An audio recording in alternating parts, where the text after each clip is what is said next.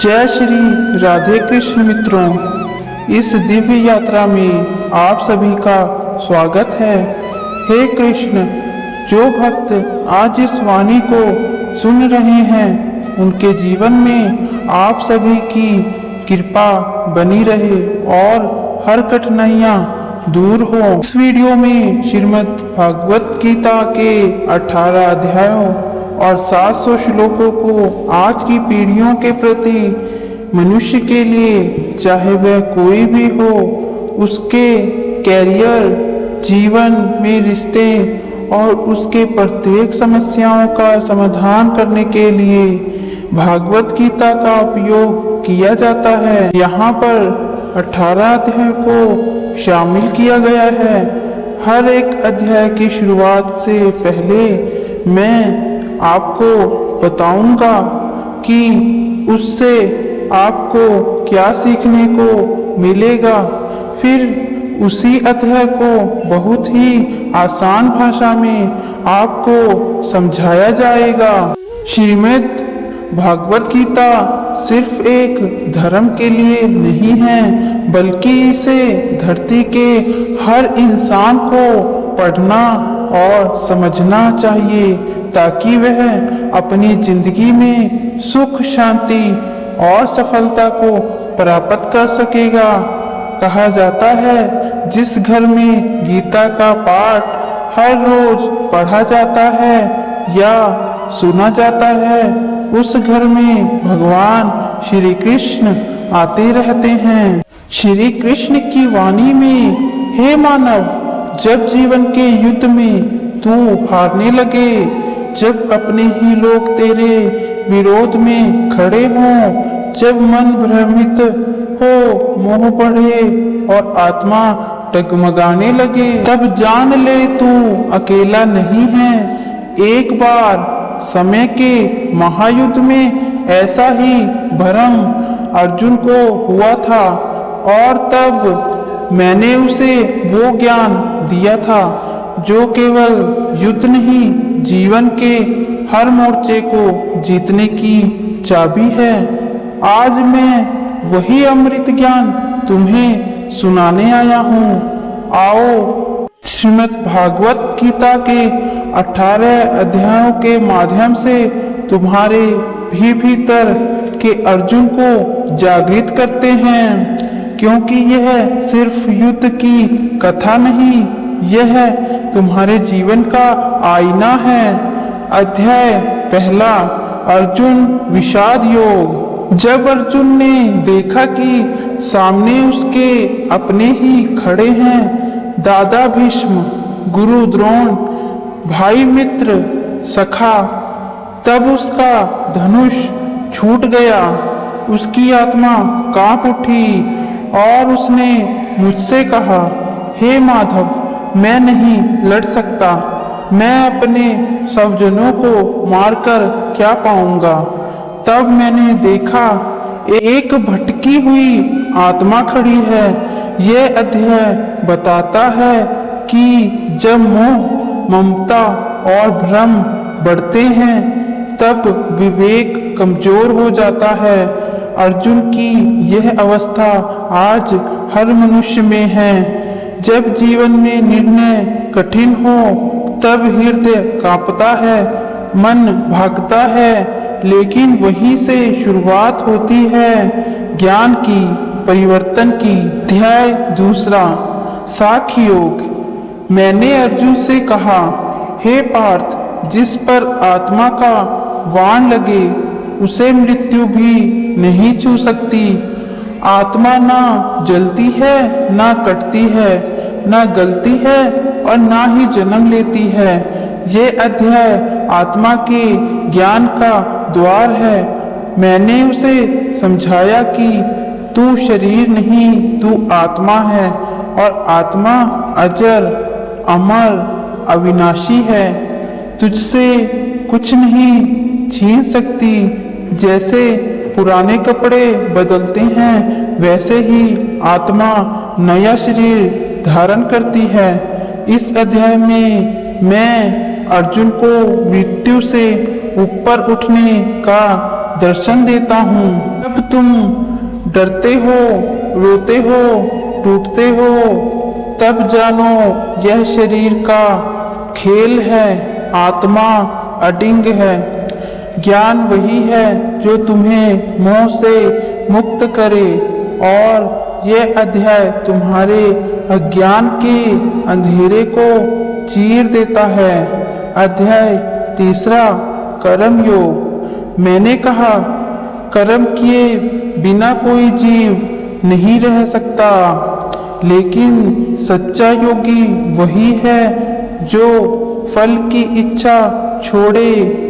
अर्जुन ने मुझसे पूछा, हे केशव, अगर ज्ञान श्रेष्ठ है तो फिर कर्म क्यों?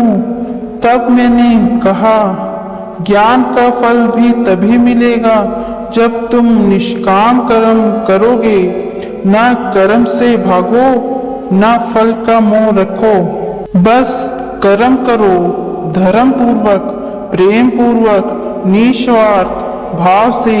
हे मानव, जब तू अपने कर्म से भागता है तब तेरे भीतर शंका घर कर लेती है, लेकिन जब तू पूरे समर्पण से कर्म करता है तब तेरे हर कार्य में मेरा दर्शन होता है।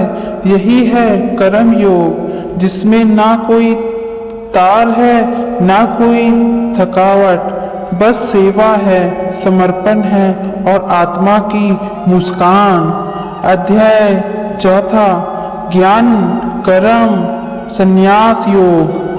हे अर्जुन, यह ज्ञान मैंने पहले सूर्यदेव को दिया था, फिर वह धीरे धीरे राजर्षियों तक पहुंचा, परंतु समय के साथ यह लुप्त हो गया और आज मैं वही सनातन ज्ञान तुझे पुनः दे रहा हूँ। तू कहेगा, हे जनार्दन, तू अभी जन्मा है, फिर ये प्राचीन ज्ञान कैसे? तब मैंने कहा, हे पार्थ, मैं अजात हूँ, अविनाशी हूँ। जब जब धर्म की हानि होती है तब तब मैं प्रकट होता हूँ। यह अध्याय बताता है कि मैं समय से परे हूँ। जन्म और मरण मेरी लीला है, मेरा धर्म है तुम्हारी रक्षा करना। मैंने अर्जुन को समझाया कि ज्ञान वही है जो तुम्हें अहंकार से मुक्त करे। जो ज्ञान से भरा है वह जानता है कि कर्म करते हुए भी वह करता नहीं है, वह हर कार्य को मुझे समर्पित कर देता है। हे मानव, जब तू कर्म के फल का मोह छोड़ देता है तब तू मेरी ओर बढ़ता है। यही है ज्ञान और संन्यास का मिलना। अध्याय 5, संन्यास योग। अर्जुन ने मुझसे पूछा, हे माधव, क्या मैं संन्यास लूं या कर्म करता रहूं? तब मैंने कहा, संन्यास और कर्म दोनों मार्ग शुभ हैं, लेकिन कर्म योग श्रेष्ठ है। क्यों? क्योंकि एक सच्चा योगी बाहर से कार्य करता है, लेकिन भीतर से वह सन्यासी होता है। वह कहता नहीं है मैंने छोड़ दिया, बल्कि वह भीतर से ममता, आसक्ति और मोह का त्याग करता है। हे मानव, सन्यास वह नहीं है जो जंगल में भाग जाए। सन्यास वो है जो संसार में रहते हुए भी स्वयं से जुड़ा रहे। मैं तुमसे यह नहीं कहता कि घर छोड़ो, मैं तुमसे यह कहता हूँ अपने भीतर का मोह छोड़ो, कर्म करो, लेकिन मैं को छोड़कर सेवा करो, लेकिन स्वार्थ को हटाकर। यही है सच्चा संन्यास, यही है परम योग। अध्याय 6, ध्यान योग। हे अर्जुन, अब मैं तुझे वह मार्ग दिखाता हूँ जहाँ तू अपने ही भीतर मुझे पाता है। यह है ध्यान योग। मैंने कहा, जो ना अत्यधिक खाता है, ना अत्यधिक सोता है, ना बहुत बोलता है, ना बहुत चुप रहता है, वही योगी बन सकता है। ध्यान क्या है? यह कोई क्रिया नहीं, यह स्थिति है। जब मन शांत हो जाए, जब विचार बहना बंद कर दे। हे मानव, तू बाहर मुझे खोजता है, लेकिन मैं तो तेरे भीतर हूँ। तू एक बार बैठकर मन को नियंत्रित कर, अपनी दृष्टि को स्थिर कर और आत्मा में डूबा जा। वही तुझे मेरी सच्ची झलक मिलेगी। मैं ध्यान में हूँ और जो मुझे पाना चाहता है उसे ध्यान में आना होगा। अध्याय 7वां, ज्ञान विज्ञान योग। हे अर्जुन, अब मैं तुझे वह ज्ञान दूंगा जो जान लेने बाद तुझे और कुछ जानना शेष नहीं रहेगा।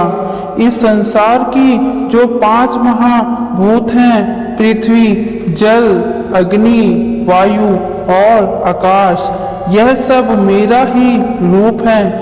लेकिन एक और तत्व है, मेरा चेतन रूप, जीव आत्मा। हे मानव, जो लोग संसार की मोह माया में खो जाते हैं, वे मुझ तक नहीं पहुंच पाते, पर जो सच्चे हृदय से मेरी शरण में लेते हैं, मैं उन्हें विवेक देता हूँ, जिससे वे मुझे पहचान सके। कुछ मुझे दुख में याद करते हैं, कुछ सुख में भूल जाते हैं, पर जो मुझे हर स्थिति में स्मरण करता है, वही मेरा भक्त है। मैं ही सबका आरंभ हूँ, मैं ही सबका अंत हूँ, मैं ही वह बीज हूँ जिससे सृष्टि जन्म लेती है। तू बस मुझ में विश्वास रख और यह ज्ञान तुझे मोक्ष तक पहुंचा देगा। अध्याय 8वां, अक्षय ब्रह्म योग। अर्जुन ने पूछा, हे केशव, मृत्यु के समय जो तेरा स्मरण करता है, क्या वह तुझ तक पहुंचता है? मैंने कहा, जो मृत्यु के क्षणों में मेरी याद में लीन रहता है, वह मुझ में लीन हो जाता है। हे मानव, मृत्यु कोई अंत नहीं, यह एक दरवाजा है। जिस अवस्था में तू शरीर छोड़ता है, वही तय करती है कि तू किस दिशा में जाएगा। इसलिए हर क्षण में मेरी याद में जी, ताकि अंतिम क्षण में भी तेरा मन मुझ में ही स्थित रहे। यही है अक्षर ब्रह्म योग, जहाँ चेतना अमर है और मैं तेरा अंतिम लक्ष्य हूँ। अध्याय 9वां, राज विद्या योग, परम गुप्त ज्ञान। अब मैं तुझे दूंगा राज विद्या ज्ञान। यह ना तो ग्रंथों में पूर्ण मिलता है, ना ही बहसों में, यह केवल श्रद्धा से जाना जाता है। हे अर्जुन, मैं ही सृष्टि का रचयिता हूँ, लेकिन मैं सृष्टि में लिप्त नहीं हूँ। लोग मेरी पूजा तरह तरह से करते हैं, कोई मुझे पुष्प अर्पित करता है, कोई प्रेम। लेकिन हे मानव, यदि तू मुझे केवल सच्चे हृदय से एक पत्ता, एक फूल या एक जल की बूंद भी दे, तो मैं उसे प्रेम से स्वीकार करता हूँ, क्योंकि मैं तुम्हारे भाव देखता हूँ, वस्तु नहीं। और जब तू सच्चे मन से मुझे समर्पित करता है, तो मैं तेरे सारे पापों को हर लेता हूँ। बस तू कह, हे कृष्णा, मैं तेरा हूँ, और मैं कहूँगा, हे प्रिय, तू मेरा है। अध्याय 10वां, विभूति योग। हे पार्थ, अब मैं तुझे बताऊंगा मेरी विभूतियाँ, दिव्य शक्तियाँ। मैं प्रहा में बुद्धि हूँ, अग्नि में तेज हूँ, हिमालय में स्थिरता हूँ और सूर्य में प्रकाश हूँ। मैं गंगा की धारा में बहता हूँ, सिंह की दहाड़ में गरजता हूँ, सत्य में बोलता हूँ और प्रेम में बहता हूँ। हे मानव, इस ब्राह्मण की हर सुंदरता, हर महानता और अर्थ मेरा भी प्रतिबिंब है। तू मुझे खोजने मंदिर क्यों जाता है? मैं तो तेरे हर कर्म से, तेरी हर सांस में हूँ। अध्याय 11वां वृक्ष रूप दर्शन योग। अर्जुन मुझसे कहा, हे योग श्रेय, यदि तू उचित समझे तो मुझे अपना वृक्ष रूप दिखा।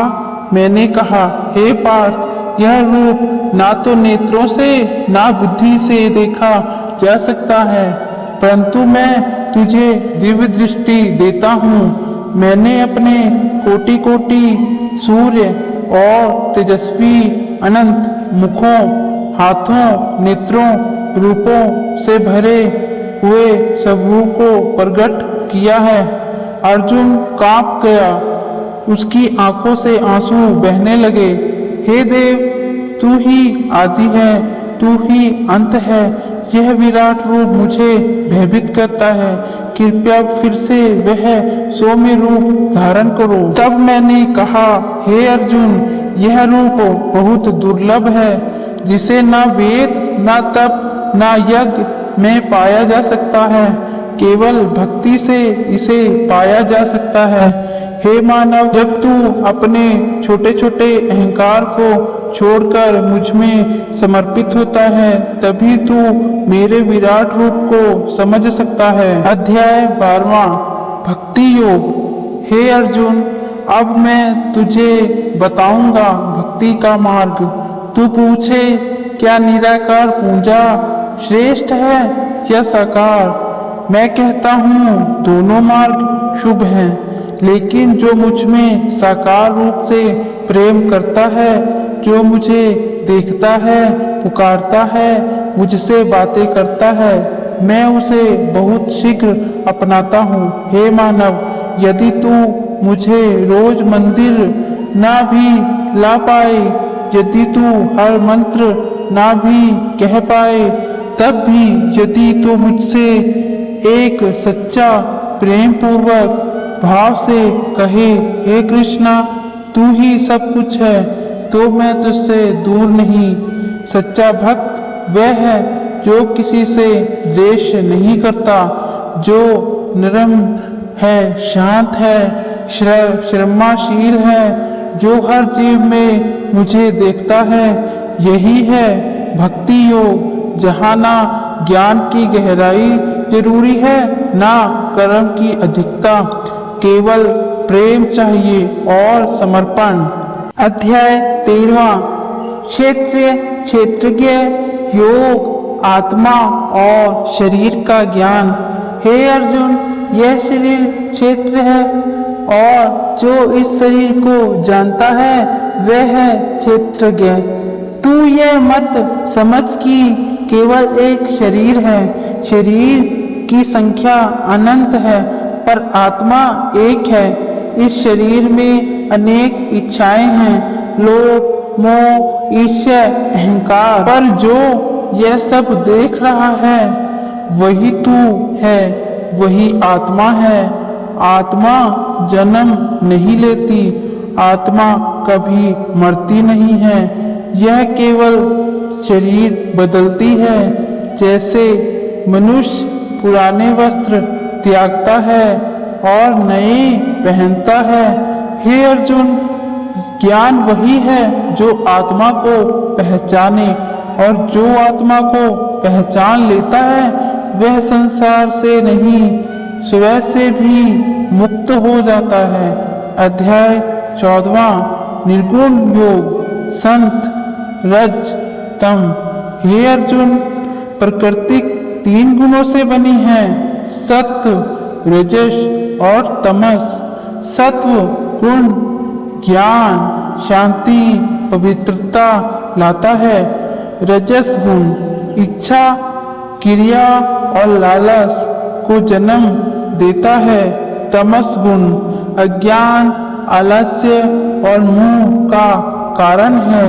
हे मानव, ये तीनों गुण तेरे हर कर्म, हर विचार में घुले हुए हैं, पर जो इन गुणों को पहचान कर इनसे ऊपर उठ जाता है, वही परम शांति में मोक्ष को प्राप्त करता है। तू ना सत्व में फंसे हैं, ना रजस में डूबे, ना तमस में सो जाए, बल्कि तू तटस्थ हो साक्षी बन जा। अध्याय 15 पुरुषोत्तम योग जीवन वृक्ष का रहस्य।